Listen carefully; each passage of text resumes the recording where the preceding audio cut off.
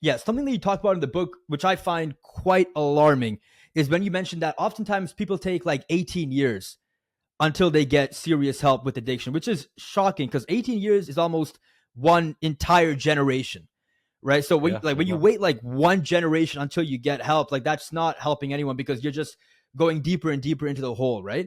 So, again, we only have a few minutes left, but if you can you tell us why people tend to take that long? And if you were to help people cut that timeline down to actually go and get help, how would you help them Mm, go down that path? I Yeah. love that. So, Mm-hmm. look, first of all, yeah, the average is 15 to 20 years, somewhere in the middle of that. So, Yeah.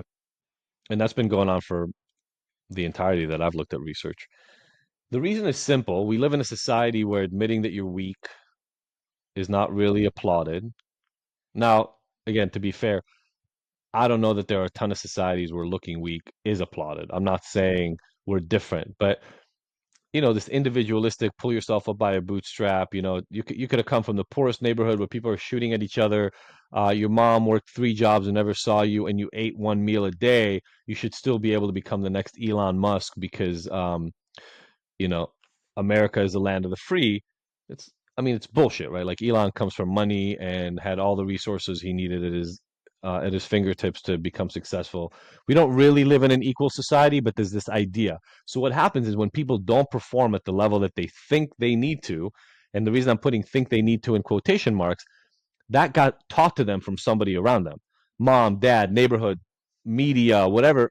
That gave them the explanation, right? Somebody could be totally happy bagging groceries at Ralph's. Like, there's no requirement. The requirement for money, and this is probably needs to be. I'll try to on the fly adjust this for inflation, but it seems to be, and there are a lot of people beyond this, under this line, somewhere above like 80, 85, $90,000 a year, and I think the numbers are per person if I'm really honest, but that's the research that I remember. Somewhere around that per year, more money doesn't predict more happiness. Let's even make it $100,000. Right Mm. now, again, a lot of It people was like don't make a 70K hundred or thousand dollars. something. Well, the research was 75, but it's a little old, so I'm trying to adjust for I inflation. got you. I got you. Yeah. So I got you. so Yeah. let's say that it went up to 100,000 or $90,000 from the 75 original that I've seen, and somebody's probably updated that research. I need to look at it again. But the idea is, if you make $90,000, money is buying you the most happiness it can buy you. Everything else, more money can buy you more things, but it's not making you more satisfied with life. That's the idea. Again, to be fair, a lot of people are not making $90,000 individually, so let's also accept that. But my point is that if we don't feel like we're measuring up, the first place a lot of us go to is that there's something wrong with us. And that negative self talk doesn't feel like an error in judgment. It doesn't feel like a belief we can change. It feels like truth, right? If you've been told that you're a loser enough times and you're never going to be anything, especially as a kid, how are you going to believe that you're great and you can do whatever you want? You're probably not. You're going to believe you're a loser. The shift in the belief is something that is hard for a lot of people to see as a potential. And so they don't go get help for it because they don't even think they could get help for it. They think it's like gravity. You know what I mean? They go get help when the negative consequences of those bad behaviors over time get so massive they can't continue down the path they've gone through. Now, the average is 15 to 20. Heroin, opioids have sped that up for some people because one overdose, you almost die. It's very clear that the consequences are big. But like one brownout or one blackout, one stupid drinking night when you're in college, and people just say, "Oh, it's not that big a deal," and then you have another one a year later. Oh, remember the one you had the year before, right? So you have to be a very, very bad drinker and have somebody really point you in the right direction early. Normally, it just takes a long time for the consequences to catch up. Make sense? Yeah. Hmm. The follow-up question was, how do we help people cut things short?